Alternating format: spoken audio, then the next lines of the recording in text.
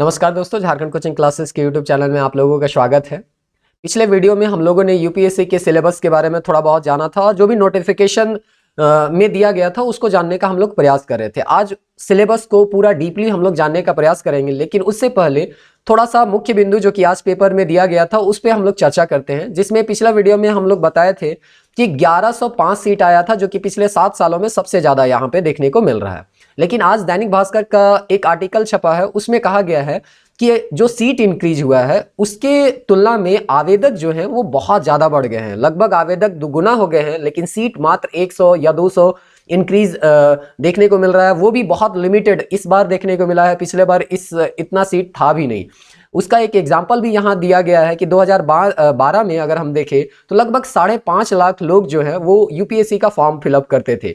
लेकिन वही बात अगर आप यहाँ पे देखें कि पीटी एग्जाम कितना देते थे, तो मात्र 2.7 लाख, यानी कि 50% जितना फॉर्म फिलअप किए हैं वही कैंडिडेट जो होते हैं वो एग्जाम देते हैं। यही चीज आपको अगले या 2018 में भी यही ट्रेंड देखने को मिलेगा। 10 लाख लोग फॉर्म भरे और लगभग 5 लाख लोग एग्जाम देते हैं। इसी तरह से आप हर साल देखिए यही ट्रेंड देखने को मिलेगा। 2020 में 10 लाख कैंडिडेट ने फॉर्म भरा, 4.8 लाख कैंडिडेट जो है वो पीटी का एग्जाम देते हैं। 2022 का डाटा शायद नहीं आया होगा, इसीलिए यहाँ पे दिया नहीं गया है। तो 11 लाख या 11.5 लाख यहाँ पे कैंडिडेट जो है वो फॉर्म को फिलअप करते हैं। अर्थात जितना फॉर्म फिलअप किया जाता है स्टूडेंट के द्वारा, लगभग 50% कैंडिडेट तो एग्जाम देते ही नहीं है। अर्थात ये सीरियस कैंडिडेट है ही नहीं, क्योंकि बहुत सस्ता में मात्र 100 रुपया में और बहुत सारे लोगों को यहाँ पे बिना 100 रुपया दिए ही यहाँ पे फॉर्म भरने के लिए ऑप्शन दिया जाता है। इसलिए बहुत सारे लोग जो हैं वो फॉर्म तो फिल कर देते हैं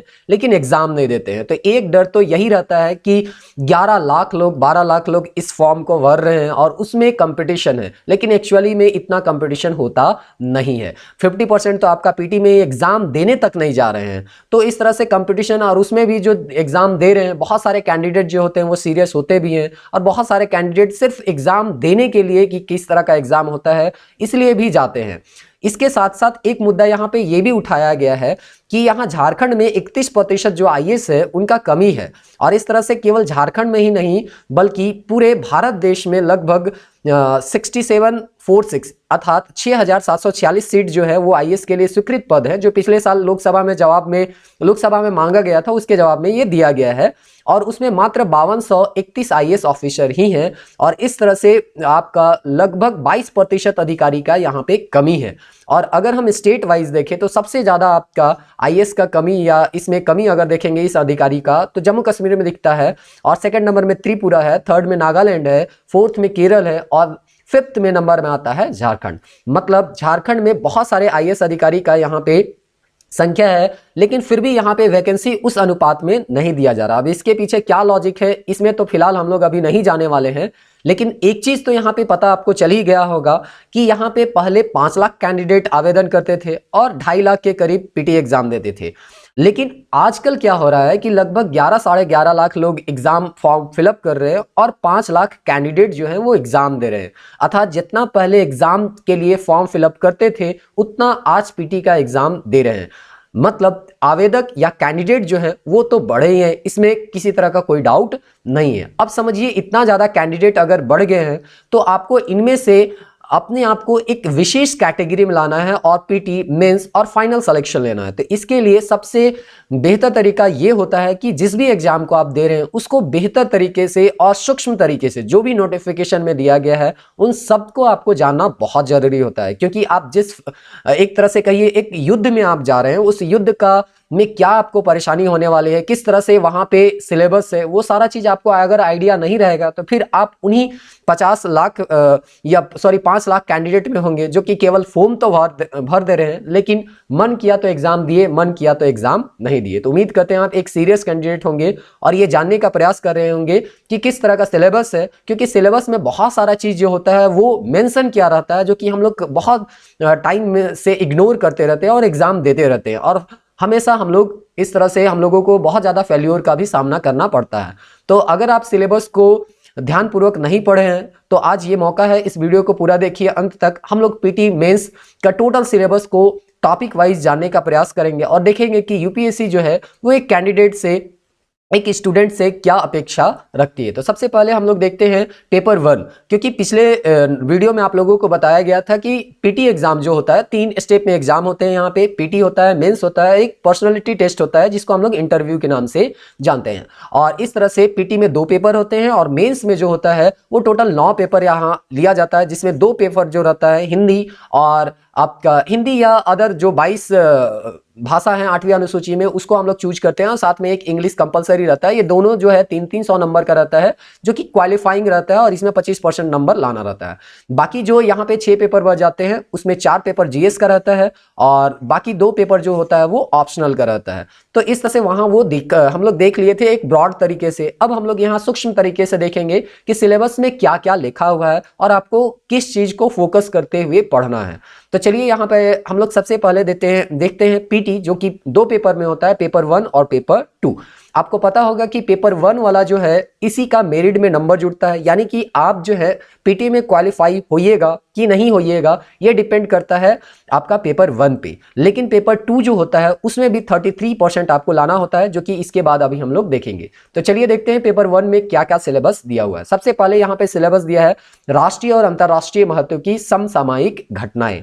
दूसरा टॉपिक में बोलता है भारत का इतिहास और भारतीय राष्ट्रीय आंदोलन, अर्थात भारतीय राष्ट्रीय आंदोलन को आपको ज्यादा फोकस करते हुए पढ़ना। लेकिन जब हम लोग क्वेश्चन बैंक देखेंगे तो फिर हम लोग को पता चलता है कि राष्ट्रीय आंदोलन का जितना फोकस करके पढ़ना होता है उतना ही हम लोगों को भारतीय इतिहास अर्थात प्राचीन और मध्यकालीन को भी पढ़ना होता है, क्योंकि कभी कभी जो होता है प्राचीन और मध्यकालीन से ही सवाल ज्यादा पूछ दिए जाते हैं। तो ये चीज आपको क्वेश्चन बैंक से आइडिया होगा, जो कि आने वाले वीडियो में हम लोग उसको भी लाने वाले हैं।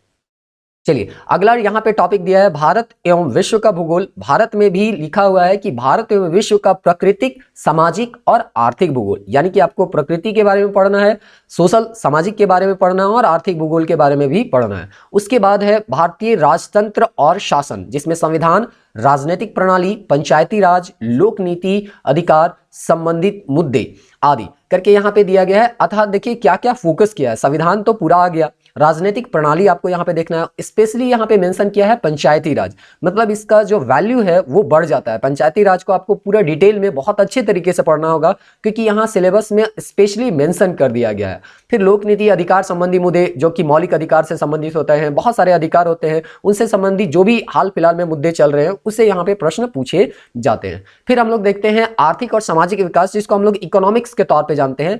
इसमें आपको सतत विकास हो गया, गरीबी हो गया, समावेशन और जनसांख्यिकी सामाजिक क्षेत्र में की गई पहले। अगर आपको हिंदी में दिक्कत हो रहा है तो आप इसका इंग्लिश टर्म भी देख सकते हैं कि इंग्लिश में क्या क्या दिया हुआ है, दोनों मिला के पढ़िएगा तो किसी तरह का कोई दिक्कत नहीं है। तो देखिए यहाँ सस्टेनेबल डेवलपमेंट दिया है, पॉवर्टी दिया है, इंक्लूजन दिया है, डेमोग्राफिक दिया है, सोशल एंड सेक्टर इनिशिएटिव करके यहाँ पे दिया है। तो अगर आपको हिंदी में दिक्कत होता है तो आप इंग्लिश में भी देख सकते हैं। नोटिफिकेशन को पढ़िए और लाइन बाय लाइन आपको सब्जेक्ट वाइज आपको देखना है कि क्या क्या टॉपिक दिया हुआ है। अगला पॉइंट अगर हम देखें तो यहाँ लिखा हुआ है पर्यावरण, पारिस्थितिकी, जैव विविधता और मौसम परिवर्तन संबंधी सामान्य मुद्दे जिनके लिए विषयगत विशेषज्ञता आवश्यक नहीं है, यानी कि आपको यहाँ पे किसी तरह का विशेषज्ञ बनना नहीं है, स्पेशलाइजेशन यहाँ पे होना नहीं चाहिए, ये कैंडिडेट को यहाँ पे बताया गया है। अर्थात जो भी क्वेश्चन पूछेंगे वो सामान्य ज्ञान के प्रश्न होंगे, कोई स्पेशल उस ब्रांच से आपका पूछा नहीं जाएगा, पर्यावरण और पारिस्थितिकी से संबंधित प्रश्न।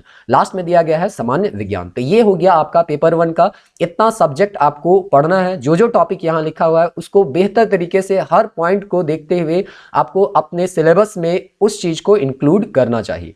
अब हम लोग देखते हैं कि जो सेकंड पेपर है जिसमें मात्र 33% लाना है, तो इसको पास मार्क करने के लिए आप एक टारगेट लेके चलिए कि इसमें से लगभग 40 से 45% क्वेश्चन आपका बनना चाहिए।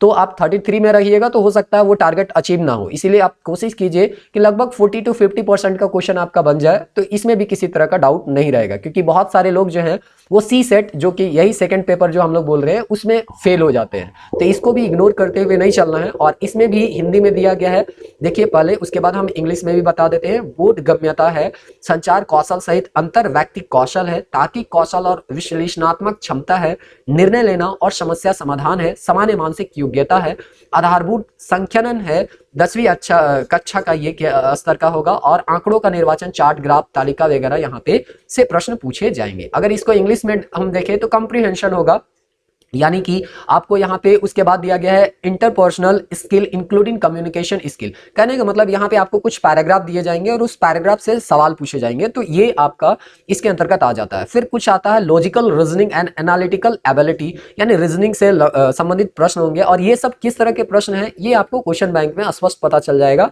और क्वेश्चन बैंक आपको सॉल्व करना ही है, इसका कोई दूसरा अल्टरनेटिव उपाय नहीं है। Decision making and problem solving करके एक प्रश्न आता है, इस तरह से आता है। फिर है जनरल मेंटल एबिलिटी आपको चेक किया जाता है। बेसिक न्यूमरेसी होता है जो कि लेवल इसका क्लास 10th का दिया गया है। साथ ही साथ डाटा इंटरप्रिटेशन होता है जो कि चार्ट ग्राफ से और टेबल और डाटा सफिशिएंसी करके यहाँ पे दिया गया है, और ये भी जो लेवल होगा वो क्लास 10th लेवल का ही होगा। इसमें नीचे लिखा गया है कि यहाँ पे आपको मात्र 33% ही यहाँ पे होगा, और ये जो होता है मल्टीपल चॉइस क्वेश्चन होता है, नेगेटिव मार्किंग भी होता है, जो कि पिछले वीडियो में ही बताया गया था। आप लोग ध्यान दीजिएगा, यहाँ पे लगभग 80 प्रश्न देखने को मिलते हैं, और यहाँ पे आपको 100 प्रश्न देखने को मिलते हैं। तो इस तरह से आपको दोनों पेपर जो होता है वो पीटी में एक ही दिन होता है, 2 सेटिंग में यहाँ पे एग्जाम लिए जाते हैं। अगर यहाँ पे आप सेकंड पेपर पास करते हैं या सेकंड पेपर क्वालिफाई करते हैं तो फर्स्ट पेपर चेक किया जाता है, और फर्स्ट पेपर में जो मेरिट आता है उसी के अनुसार यहाँ पे आपका कट ऑफ को बनाया जाता है। तो ये हो गया पीटी का एग्जाम।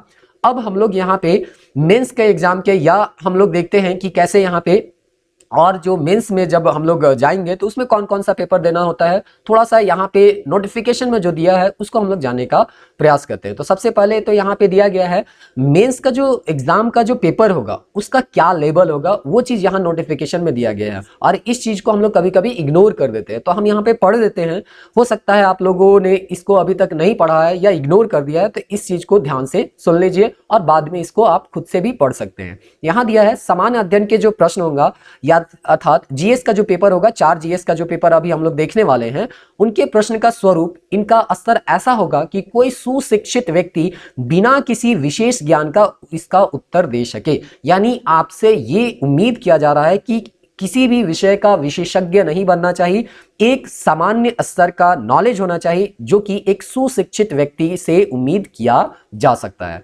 प्रश्न ऐसे होंगे जिनसे विविध विषयों पर उम्मीदवार की सामान्य जानकारी का परीक्षण किया जाएगा। अर्थात आपका पॉलिटी, एक कैंडिडेट है उसका पॉलिटी में क्या एक तरह से पकड़ है या क्या ज्ञान है, दूसरा है कि इकोनॉमिक्स के सब्जेक्ट में क्या ज्ञान है, आपका इन्वायरमेंट में क्या ज्ञान है, आपका जो है वो डिजास्टर मैनेजमेंट में आप क्या जानते हैं, उसके बाद इथिक्स के पेपर को आपको लेके क्या है, निबंध की जानकारी कितने हैं, ये सब सारा चीज, यानी कि जो अलग अलग विषय हैं उस पर एक सामान्य जानकारी कितना है, ये चीज चेक करने का यहाँ पे प्रयास किया जाता है, जो कि सिविल सर्विस कैरियर से संबंधित होंगे, और इसी तरह के प्रश्न को आपको यहाँ पे पूछे जाएंगे। प्रश्न इस प्रकार के होंगे जो सभी प्रासंगिक विषयों के बारे में उम्मीदवार की आधारभूत समझ और परस्पर विरोधी सामाजिक आर्थिक लक्ष्य, उद्देश्य और मांग का विश्लेषण तथा इन पर दृष्टिकोण अपनाने की क्षमता का परीक्षण करेंगे। तो कहने का मतलब है एक कैंडिडेट से प्रयास किया जाएगा कि सभी सब्जेक्ट का उसको एक सामान्य जानकारी किस तरह से है,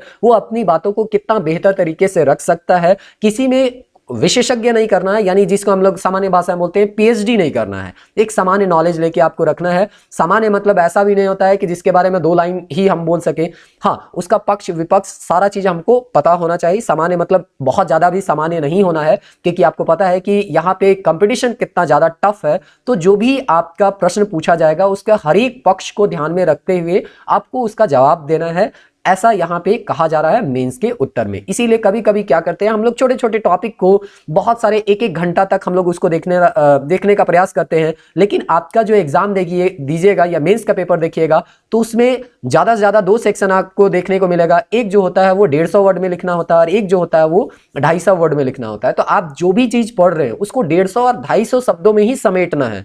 तो आपको ऐसा भी नहीं है कि एक ही टॉपिक के बारे में उसका दिन रात उसको उसी को पढ़ रहे हैं, 1-1 घंटा का वीडियो देख रहे हैं, तो इससे आपको नुकसान ही होगा। उसका आपको पक्ष जानना है, विपक्ष उसका जो है प्रो कॉन्स जानना है, वो क्यों लाया गया, उस टॉपिक का क्या इंपॉर्टेंस है, क्यों पूछा जा रहा है, ये सब थोड़ा बहुत आपको आइडिया होना चाहिए। बहुत ज़्यादा उसमें पीएचडी नहीं करना चाहिए, ये चीज़ नोटिफिकेशन में आपको स्पष्ट रूप से कहा जा रहा है। उसके बाद 2 विषय जो होते हैं वो वैकल्पिक विषय होते हैं, जिसको हम लोग ऑप्शनल पेपर के नाम से जानते हैं, जो कि हर एक कैंडिडेट को चूज करना होता है। यानी 4 जीएस पेपर जो होता है वो सबके लिए सामान्य होता है, निबंध पेपर सामान्य होता है, इंग्लिश का पेपर सामान्य होता है। एक ऑप्शनल पेपर जो होता है, जो कि सब्जेक्ट आपको चूज करना होता है, 22 जो 8वीं अनुसूची में 22 भाषा है, जैसे कि हम लोग हिंदी चूज कर सकते हैं, आपका तमिल तेलुगु चूज कर सकते हैं। तो ये जो भाषा है वो अलग अलग कैंडिडेट के लिए अलग अलग क्वेश्चन यहाँ पे मिलेंगे। लेकिन और बाकी जो पेपर होते हैं 4 जीएस पेपर, निबंध और एक इंग्लिश का पेपर, वो सबके लिए कॉमन रहता है, कंपलसरी रहता है। तो इस तरह से ये हम जानते हैं। फिर ऑप्शनल पेपर जो होता है वो भी सब कैंडिडेट के लिए अलग अलग होता है। हो सकता है आपका हिस्ट्री ऑप्शनल हो सकता है आपका ज्योग्राफी ऑप्शनल हो सकता है कोई पॉलिटिकल साइंस है, या कोई भी तरह का आपका ऑप्शनल हो सकता है, जो कि लिस्ट नीचे दिया गया है। उस सब्जेक्ट में से आप कोई एक सब्जेक्ट यहाँ पे चूज कर सकते हैं। तो सबसे पहले ये दिया है पेपर 6 और पेपर 7 के तहत होता है। अब इसका पाठ्यक्रम का स्तर क्या होगा, जैसे ऊपर कहा गया कि सामान्य जानकारी होना चाहिए, लेकिन नीचे कहा गया है कि वैकल्पिक विषय यानी जो भी ऑप्शनल विषय आपका हो वो ऑनर्स डिग्री स्तर का हो और स्नातक डिग्री के ऊपर और स्नातकोत्तर यानी कि जो मास्टर डिग्री है उससे निम्नतर होना चाहिए। यानी कि यहाँ पे यूजी से आपका ज़्यादा होना चाहिए और पीजी से यहाँ पे कम होना चाहिए। लेकिन हम लोग ये मान के चलते हैं कि जो भी अध्ययन ऑप्शनल पेपर का किया जाता है वो पीजी लेवल का ही किया जाता है, क्योंकि यहाँ पे इन डेप्थ में बहुत ज़्यादा प्रश्न पूछे जाते हैं और इनको आपको बहुत विश्लेषणात्मक तरीके से इसका जवाब देना पड़ता है। तो यहाँ पे स्पष्ट तौर पर कहा गया है कि जीएस का पेपर एक सामान्य जानकारी होना चाहिए, लेकिन ऑप्शनल पेपर में आपका जो जानकारी होना चाहिए वो यूजी और पीजी लेवल का होना चाहिए। तो ये चीज आपका नोटिफिकेशन में लिखा है, और जब भी आप इस तरह का तैयारी करें यानी ऑप्शनल का तैयारी करें तो इन बातों को ध्यान में रखते हुए क्योंकि ये नोटिफिकेशन में ही बोल दिया गया है कि ये यूजी और पीजी लेवल का होता है। तो पीजी का भी हम लोग बहुत सारा टॉपिक जो होते हैं वो ऑप्शनल सब्जेक्ट में हम लोग पढ़ते हैं या पढ़ने का प्रयास करते हैं। चलिए अब हम लोग यहाँ पे देखते हैं कि आगे क्या दिया गया है। तो भारतीय भाषाओं और अंग्रेजी पर अहर्क प्रश्न पत्र करके यहाँ पे दिया गया है, अर्थात जो भारतीय भाषा है यानी 22 जो 8वीं अनुसूची में 22 भाषा है उसमें से जो लिस्ट दिया गया है, जो कि पिछले वीडियो में हम लोग बताए थे, उसमें से आप कोई भी एक लैंग्वेज चूज कर सकते हैं और उसके बाद उसमें आप एग्जाम दे सकते हैं। इसमें क्या रहेगा, गद्यांश रहेगा, पैराग्राफ रहेगा, संक्षेपण करना होगा, शब्द प्रयोग और शब्द भंडार रहेगा, मतलब आपका ग्रामर से कुछ क्वेश्चन रहेंगे, और आपको यहाँ पे निबंध भी रहेगा जो कि छोटा निबंध आपको देखने को मिलेगा। भारतीय भाषा में यहाँ पे देखिए गद्यांश को समझना है यानी कि कॉम्प्रिहेंशन भी हो सकता है आपको देखने को मिल जाए, संक्षेपण है, शब्द प्रयोग भंडार है, लघु निबंध है, और अंग्रेजी भारतीय भाषा और भारतीय भाषा से अंग्रेजी अनुवाद करके यहाँ पे दिया गया है कि एक ट्रांसलेशन भी आपको देखने को मिलेगा। तो इस तरह से हर एक कैंडिडेट जो होगा वो अलग अलग सब्जेक्ट को यहाँ पे चूज करने का प्रयास करता है, जो इसको जिस सब्जेक्ट में जिस लैंग्वेज में कंफर्टेबल फील होता है वो वही लैंग्वेज को चूज करता है। अब हम लोग यहाँ पे देखते हैं एक पेपर जो होता है वो अंग्रेजी के लिए होता है और ये सबके लिए कॉमन होता है, कंपलसरी पेपर के नाम से इसको हम जानते हैं, जिसमें मैट्रिकुलेशन स्तर यानी मैट्रिक के या उसके समकक्ष स्तर के ये प्रश्न होते हैं, और इसमें भी कॉम्प्रिहेंशन वगैरह होता है, पैसेज होता है, फिर संक्षेपण यहाँ पे आपको दिया जाता है, ग्रामर से कुछ प्रश्न दिए जाते हैं, कभी मौका मिलेगा तो इस यहाँ जो पिछले साल लिया गया है आपका इंग्लिश और हिंदी, इसको भी आप आराम से देख सकते हैं अगर आपका भाषा हिंदी है तो, और नहीं तो तमिल तेलुगु इस तरह का, या कोई भी आपका संथाली आप लेना चाहते हैं तो उस तरह का भी भाषा यहाँ पे आपका जो भी 22वीं अनुसूची में 8वीं अनुसूची में 22 भाषा है उसमें कोई भी एक भाषा आप चूज कर सकते हैं, इसमें कोई परेशानी नहीं है। अब यहाँ पे दिया गया है कि यहाँ पे पेपर 1 हम लोग देखते हैं कि सबसे पहले जो हम लोग बोले कि ये तो हो गया आपका सब्जेक्ट यहाँ पे लैंग्वेज पेपर। अब उसके बाद हम लोग यहाँ पे आते हैं सबसे पेपर 1 करके है। यहाँ लैंग्वेज पेपर में आपको 25% ही लाना है, केवल वो क्वालिफाइंग होना है, इसमें मेरिट जो है वो जुटता नहीं है। अब हम देखते हैं निबंध पेपर। निबंध पेपर के बारे में यहाँ पे दिया गया है कि निबंध जो होगा उसमें बोला गया है कि उम्मीदवार को विविध विषयों पर निबंध लिखना होगा, मतलब यहाँ पे कोई एक पर्टिकुलर टॉपिक नहीं दिया है कि किस टॉपिक पे आपको प्रश्न दिया जाएगा, उनसे अपेक्षा की जाएगी कि निबंध के विषय पर ही केंद्रित रहें, यानी कि जो टॉपिक आपको दिया गया है उसके अलावा आपको कुछ और लिखना नहीं है। अपने विचारों को सुनियोजित रूप से व्यक्त करें, मतलब जो भी आप वहां निबंध में बताना चाह रहे हैं उसको अच्छे तरीके से आपको वहां पे लिखना है। आपको एट रैंडम जहां जो मन किया वो चीज आपको नहीं लिखना है, ये चीज बोला जा रहा है। दूसरा चीज बोल रहा है कि संक्षेप में लिखे, और यहाँ पे दिया जाता है कि मोटा मोटी लगभग 1200 शब्दों में आपको लिखना होता है। 2 निबंध पेपर या 2 निबंध आते हैं, एक पेपर में आते हैं, और ये भी 250 मार्क्स का आपका रहता है। तो हम लोग क्या करते हैं, जब मेंस का तैयारी करना रहता है तो आप पॉलिटिकल साइंस हो गया, पॉलिटी पढ़ रहे हैं, इकोनॉमिक्स पढ़ रहे हैं, हिस्ट्री पढ़ रहे हैं, वर्ल्ड हिस्ट्री पढ़ रहे हैं, आपदा प्रबंधन पढ़ रहे हैं, इंटरनेशनल न्यूज 1-1 घंटा का वीडियो देख रहे हैं, लेकिन जो निबंध का पेपर है जो कि वही इक्विवेलेंट है आपका इंटरनेशनल रिलेशन, आपका पेपर 2 में एक तरह से कहिए आपका 1 या 2 टॉपिक के अंतर्गत आता है, जिससे 1 या 2 प्रश्न पूछे जाते हैं या मैक्सिमम 3-4 प्रश्न आपके आते हैं। उसके पीछे हम पूरा एक एक घंटा 2-2 घंटा टाइम लगा देते हैं, वो भी डेली के में। और आप जो निबंध है जो कि फुल्ली 250 मार्क्स का आ रहा है, उस पर कभी हम लोग या ध्यान लगाते ही नहीं है या उसको इग्नोर करके चलते हैं। तो आपको एग्जाम क्वालिफाई करना है और क्वालिफाई करने के लिए एक स्ट्रेटजी आपको अपनाना होगा कि किसमें हम ज़्यादा फोकस करें और ज़्यादा मार्क्स लेके आ सकते हैं, क्योंकि अल्टीमेटली आपको पास होना है, चाहे जहाँ पे भी आप ज़्यादा मार्क्स लेके पास हो जाए। तो इस तरह से प्रभावी होना चाहिए, सटीक होना चाहिए, जो आप बोलना चाहिए वो सटीक रूप से बोलना है। ऐसा उल जुलूल आपको नहीं लिखना है कि आप क्या बोलना चाह रहे हैं वो एग्जामिनर को समझ ही ना है, इस तरह का भाषा का प्रयोग नहीं करना है, ऐसा यहाँ पे निबंध में लिखता है। अब हम लोग यहाँ पे देखते हैं पेपर 2 के बारे में। तो पेपर 2 से लेके पेपर 4 तक हम लोग नेक्स्ट वीडियो में चर्चा करेंगे। और इसके बाद ऑप्शनल सब्जेक्ट है, तो देखिए ऑप्शनल सब्जेक्ट हर एक व्यक्ति के लिए अलग अलग होता है, इसलिए हम लोग इस वीडियो में ऑप्शनल सब्जेक्ट का अभी हम लोग चर्चा नहीं करेंगे। अगले वीडियो में हम लोग जो पेपर 4 पेपर जीएस का उसके कौन कौन से टॉपिक है उसको हम लोग यहाँ डिस्कस करने का प्रयास करेंगे। तब तक बने रहिए झारखंड कोचिंग क्लासेस के यूट्यूब चैनल से। मिलते हैं नेक्स्ट टाइम, तब तक के लिए जय हिंद।